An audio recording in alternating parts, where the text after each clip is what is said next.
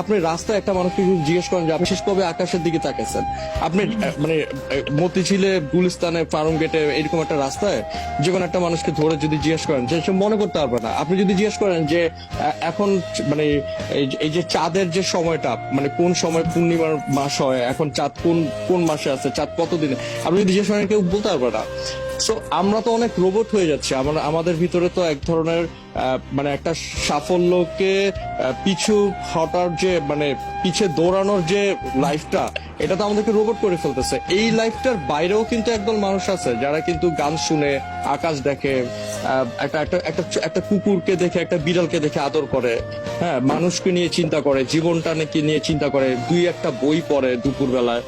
So আমি না আমার লাইফটাকে এইভাবে দেখি। আমি কখনো আমাকেও বা আমি আমি একটা জিনিস বলি, অনেকে হয়তো যে লাইফে বলে যে আমি খুব সুখী হইতে চাই, এটা কিন্তু হওয়া যায় না। কারণ এটা এটা আপনি আপনি যে অবস্থায় থাকেন, যেভাবে থাকেন, আপনি কিন্তু কখনো সুখী হতে পারবেন না। কারণ আপনার আপনার একটা ন্যানো সেকেন্ডের জন্য আপনার মন খারাপ হবে আবার, হ্যাঁ, আপনার কিছুক্ষণ।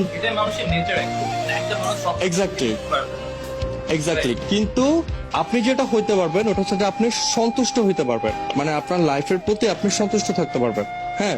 কিন্তু আপনি যদি আপনার লাইফের গোলটা এভাবে রাখেন যে আমি আমার লাইফে হ্যাপি হইতে চাই, এটা হচ্ছে আমার লাইফের গোল, এটা আপনি কখনো হইতে পারবেন না। কারণ পৃথিবীতে কেউই আসলে সুখী থাকতে পারে না, এটা চিরস্থায়ী কোনো প্যাটার্ন না। কিন্তু আপনি যদি লাইফের গোলটা এইভাবে রাখেন যে আমি আমার লাইফে যাই হোক না কেন আমি সন্তুষ্ট থাকতে চাই, হ্যাঁ, তাহলে কিন্তু এটা সম্ভব। তাহলে